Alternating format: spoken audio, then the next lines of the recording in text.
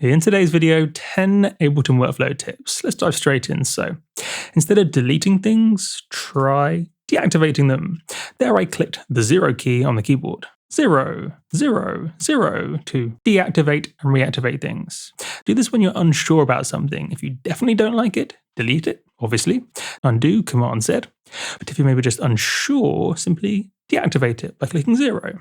Therefore, if you change your mind later, you can always just reactivate it without having to remember where it went or maybe how it was configured. Look at this, for example. See how this color one is at -4 dB, but this colored white noise is at 0 dB, which will be something to remember and something I might forget. However, if I just deactivate it, I don't have to remember all that stuff. And this applies to everything, not just clips, say an arrangement here. It applies to tracks, 0 to deactivate or reactivate. Also MIDI notes. Let's go over here, for example.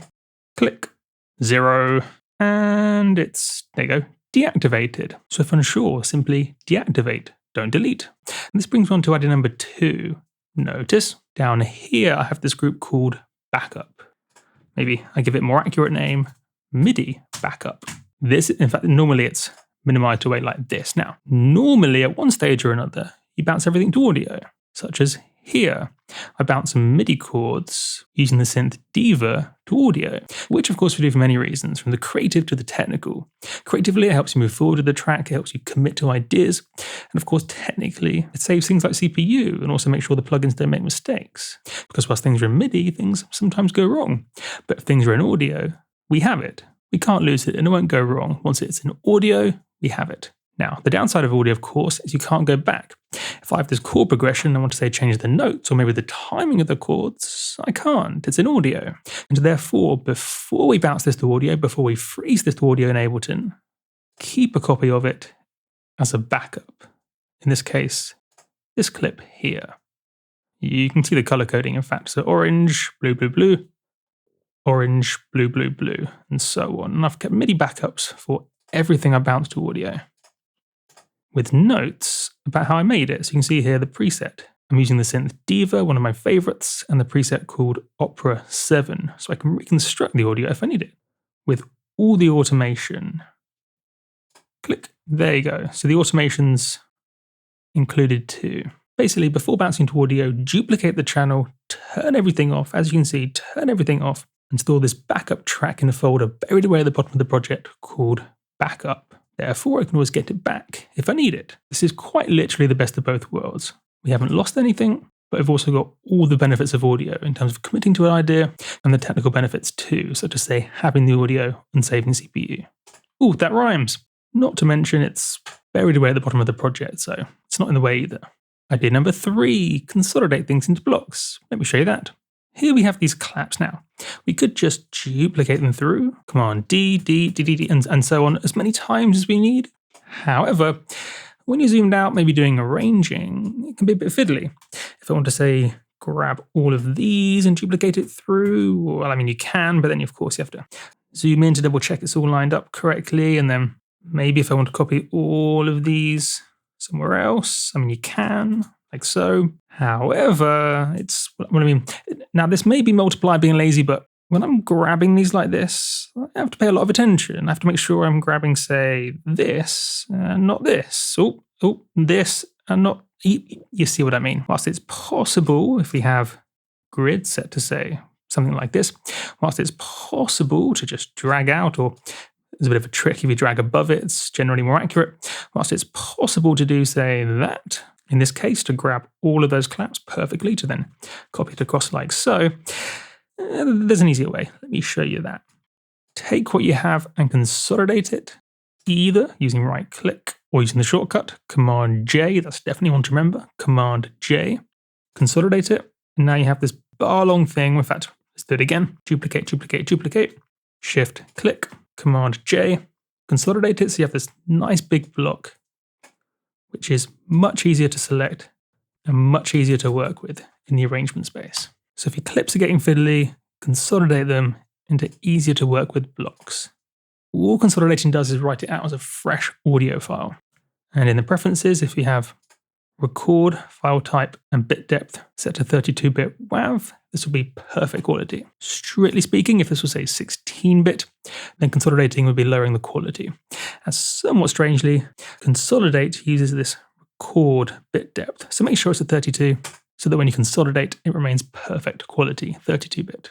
And then literally you can consolidate as many times as you need. You won't lose quality. It's a cool idea, right? Making these easier to work with blocks, making arranging much easier. Oh, and a bonus tip whilst we're on consolidating. Right-click, did you know about this? Right-click, Show in Finder. So you can grab that brand new consolidated file and do what you want with it. Maybe copy it to the desktop. Paste, there you go. Boom, easy stuff, marvelous. This is often much easier than exporting audio. And there's another reason why too. Let me show you that with idea number 4. Idea number 4, use Consolidate to normalize a clip. Consolidating creates a brand new audio file, Command J, but importantly, it normalizes it at the same time, so it peaks at 0 in the audio file. However, currently you can see it doesn't look normalized, but let me show you why. Look at that clip gain. Let me show you where it was before. Undo, Command Z. Previously, the clip gains were at 0. Whereas after consolidation, Command J, the clip gain's much lower. So when we consolidate, we're not changing the level in our project, but we are writing out a normalized audio file.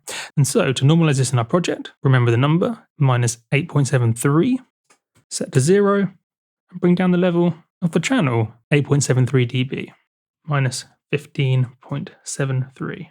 Boom, just like that. So we haven't changed the level in our project, but we have normalized the clip, making the waveform easier to see. In that case, it wasn't a big deal, but oftentimes it is. It's almost always helpful to see the waveform, so if the waveform looks too small, normalize it with Consolidate. Idea number 5, sidechain compress in groups. Here, for example, I have my synths sidechain compressed. Sidechain compressed, there's a bit of automation, but it's sidechain compression. In this case, using Live 8's FF1 mode, which is something to research if you're curious.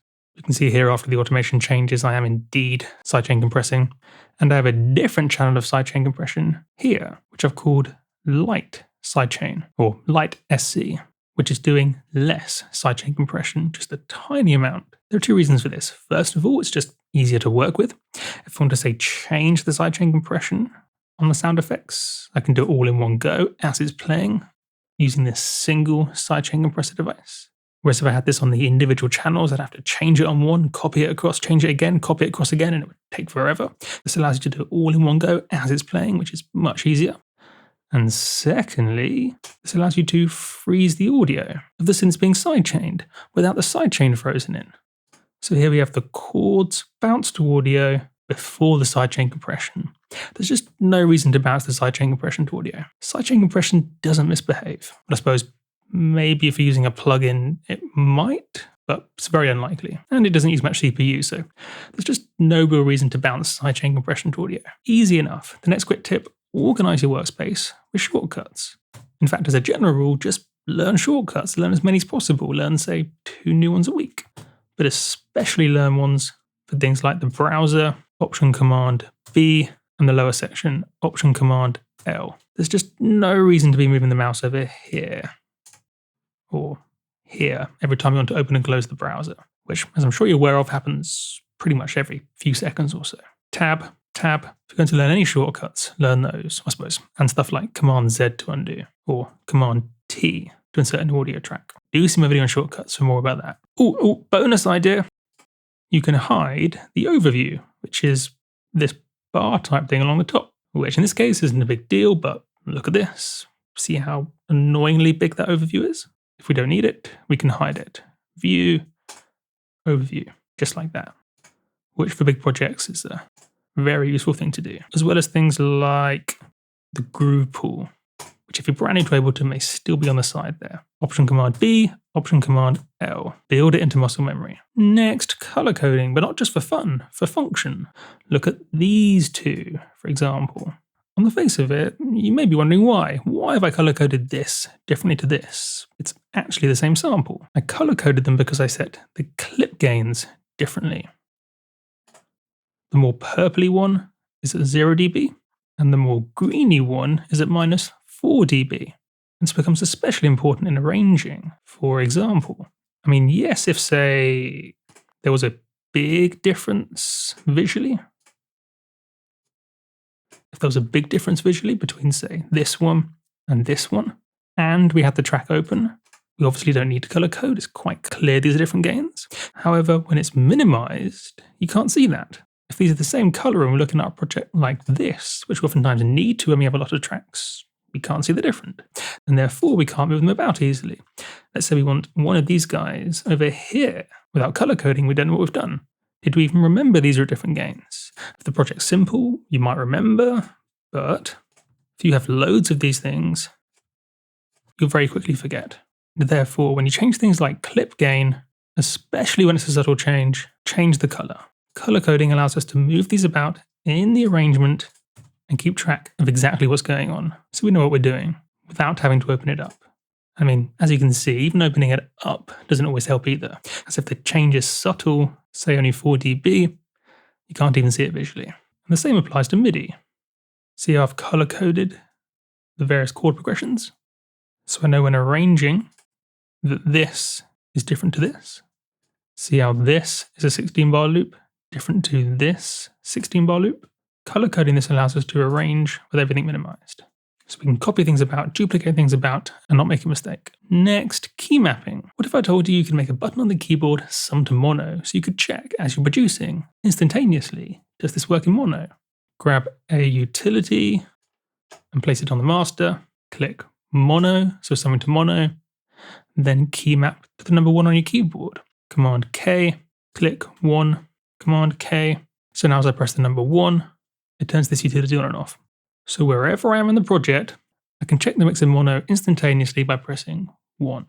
So I oftentimes have 2 of these devices, say one for checking in mono, and a second, Command K, click 2, Command K, a second to check the low end. So as I'm producing, I can just click 2 wherever I am to check the low end. And the key mapping fun doesn't just stop there. I oftentimes do this with tracks too in the songwriting stage. Command K, click 3, Command K. So now I'm pressing 3 on the keyboard. As I'm songwriting, I oftentimes want to turn various tracks on and off as I'm writing. So it can be useful. Command K to assign a few key maps. It only takes a few seconds. 2, 3, 4, 4, 3, 2. 2, 4, 4, 2, 3, 3, 2, 2, 2, 2, 4, 3, 4, and so on. So as I'm writing a section on the push, for example, maybe I want to turn a shaker off and on. It's quicker and easier to use this key mapping.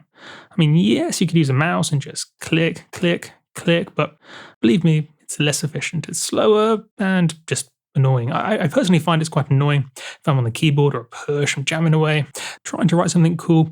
If I have to then use the mouse, I don't know, it just sort of interrupts my creative workflow. It just sort of gets in the way and takes me out of that creative mode. Whereas pressing a button on the keyboard, for some reason, is okay. And not to mention, as I say, it is fundamentally quicker than using a mouse. Idea number this, I lost track of the numbers a bit. Idea number this, resampling mode, Command T. Resampling. Resampling mode records the audio, whatever's playing. So at the moment it would record everything, but let's say we want to record just the synths as they're being sidechained, and maybe some sound effects as well. Command click. So now it would record the synths and the sidechained sound effects. Resampling mode records whatever's playing, which is oftentimes much easier than exporting. And finally, once again, learn your shortcuts. Let me show you a few examples. Command D to duplicate. This will save more time than you can possibly imagine. Command Z to undo. Command C to copy. Command V to paste. But one that's much less commonly known about, but super useful. Check this out. Hold Shift, right, right, right, right, right. Left, left, left. Right, right, right, right, right, right, right. Combining this with Command D and Shift up to shift it up an octave, say. I find is much quicker than using the mouse. Shift left, left, left, left, left, left. Command D, down, down, down. Shift down. Command D, shift left, left. Command D, up, up. Command D, up, up, up. Shift right, right, right, right, right, right, and so on. And as you can tell, I really just don't like using the mouse. Bad mouse. I mean, yes, you can click and do a bit of that, but it's this that I don't like. Having to be precise to get my mouse there, not there. It's that precision just sort of makes my head hurt. Ugh, I have to try to get the mouse in just the right position, and that it just gets in the way of the creative process. And it's annoying, and it makes my head hurt. Much better I find to use Command D, down, Shift right, right, right, Command D, down, and so on. Easy peasy. For more tips like this, do see the course I did on Groove 3. See you in the next one.